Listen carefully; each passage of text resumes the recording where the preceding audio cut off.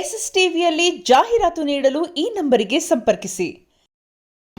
High command ಮತ್ತು CM ಇಬ್ಬರು ಕೂಡ ಸೀನಿಯರ್ ಲೀಡರ್ಸ್ನ ಒಂದೇ ಮಟ್ಟಕ್ಕೆ ಕರ್ಕೊಂಡು ಹೋಗೋದ್ರಲ್ಲಿ ಫೇಲ್ಯೂರ್ ಆಗಿದ್ದಾರೆ ಅಂತ ಅನ್ಸುತ್ತೆ. ಜೂನ್ 3ನೇ ತಾರೀಕು ಪದಗ್ರಹಣ, ಜೂನ್ 5ನೇ ತಾರೀಕು ಗುದ್ಲಿ ಪೂಜೆ ಪ್ರಾರಂಭ ಆಗಿದೆ. ಅದು ರಾಮಲಿಂಗಾರೆಡ್ಡಿ ಅವರು ಪ್ರಾರಂಭ ಮಾಡಿದ್ದಾರೆ.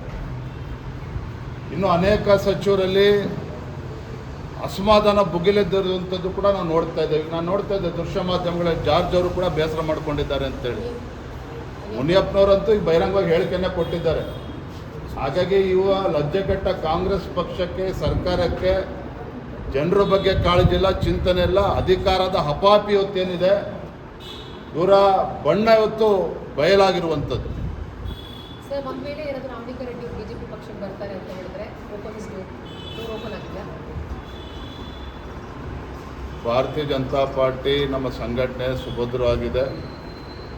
ಲಕ್ಷಾಂತರ ಕಾರ್ಯಕರ್ತರ ಪಡೆ ಇದೆ. ರಾಜ್ಯದ ಜನರು ಕೂಡ ಬಯಸ್ತಾ ಇರುವಂಥದ್ದು ಆದಷ್ಟು ಬೇಗ ರಾಜ್ಯದಲ್ಲಿ ಚುನಾವಣೆ ಆಗಿ ಈ ದರಿದ್ರ ಕಾಂಗ್ರೆಸ್ ಸರ್ಕಾರ ತೊಲಗಬೇಕು ಅನ್ನುವ ಅಪೇಕ್ಷೆಗಳು ಅವರು ಕೂಡ ಇದ್ದಾರೆ. ಹಾಗಾಗಿ ಜನರ ಆಶೆ ತಕ್ಕಂತೆ ಇವರು ಚುನಾವಣೆಗೆ ಹೋಗಲಿ. ನಮಗೆ ವಿಶ್ವಾಸ ಇದೆ, ನಾಡಿನ ಜನತೆ ನಮಗೆ ಆಶೀರ್ವಾದ ಮಾಡ್ತಾರೆ.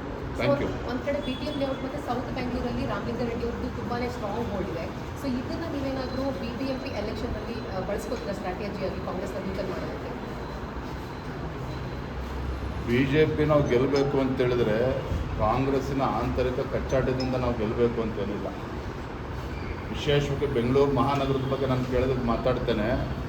ಮಾನ್ಯ ಮುಖ್ಯಮಂತ್ರಿಗಳೇನು 1,000 ಕೋಟಿ ಘೋಷಣೆ ಮಾಡ್ತೇನೆ, 2,000 ಕೋಟಿ ಘೋಷಣೆ ಮಾಡ್ತೇನೆ ಅಂತೇಳಿ ಕಳೆದ 3 ವರ್ಷದಲ್ಲಿ ಯಾಕೆ ಮಾಡೋದಕ್ಕೆ ಸಾಧ್ಯ ಆಗಲಿಲ್ಲ? ಬೆಂಗಳೂರು ಮಹಾನಗರ ಪಾಲಿಕೆನ 5 GB ಅಂತೇಳಿ ಘೋಷಣೆ ಮಾಡಿಕೊಂಡು ಗಬ್ಬೆಪ್ಪಿಸುವಂಥ ಕೆಲಸನೂ ಕಾಂಗ್ರೆಸ್ವರೇ ಮಾಡಿರುವಂಥದ್ದು. ಈಗ 5 GBನ 2 GB ಮಾಡ್ತೇವೆ ಅಂತೇಳಿ ಮಾಡ್ತೇನೆ ಹುಡುಗಾಟ ಆಡ್ತಾ ಇದ್ದಾರೆ ಇವತ್ತು ಬೆಂಗಳೂರು ಜೊತೆಲೆ. ಬೆಂಗಳೂರು ನಗರ ಏನಾಗಿದೆ ಇವತ್ತು? ರಸ್ತೆಯಲ್ಲಿದೆ ಅಂತೇಳಿ ಹುಡುಕಬೇಕಾಗಿರ್ತಕ್ಕಂಥ ಒಂದು ದುಸ್ಥಿತಿಗೆ ಇವತ್ತು ಬೆಂಗಳೂರು ಮಹಾನಗರ ಬಂದಿರುವಂಥದ್ದು. ಆಗಲೇ ಹೇಳ್ತೇನೆ ನಾನು, ಇವ್ರಿಗೇನು ಕೂಡ ಅಭಿವೃದ್ಧಿ ಬಗ್ಗೆ ಆಗಲಿ ಮತ್ತೊಂದಾಗಲಿ ಏನೂ ಕೂಡ ಕಾಳಜಿ ಇಲ್ಲ. ಹೇಗೆ ಲೂಟಿ ಮಾಡಬೇಕು, ಹೇಗೆ ಸರ್ಕಾರದ ಖಜಾನೆಯನ್ನು ಖಾಲಿ ಮಾಡಬೇಕು, ಇದು ಒಂದೇ ಅವ್ರಿಗೆ ಆದ್ಯತೆ. ಕಸದಿಂದ ಹೆಂಗೆ ರಸ ತೆಗಿಬೇಕು ಅನ್ನೋದು ಒಂದೇ ಅವ್ರಿಗೆ ಆದ್ಯತೆ ಇರುವಂಥದ್ದು. ಹಾಗಾಗಿ ಇವರಿಂದ ಯಾವುದೇ ಒಳಿತನ್ನು ರಾಜ್ಯದ ಜನ ಬಯಸೋದಕ್ಕೆ ಸಾಧ್ಯ ಇಲ್ಲ, ಬೆಂಗಳೂರು ಜನನೂ ಕೂಡ ಬಯಸೋದಕ್ಕೆ ಸಾಧ್ಯ ಇಲ್ಲ. Thank you. SSTV ಸಿನಿಮಾ ಜಗತ್ತಿನ ಕ್ಷಣ ಕ್ಷಣದ ಸುದ್ದಿಯೊಂದಿಗೆ.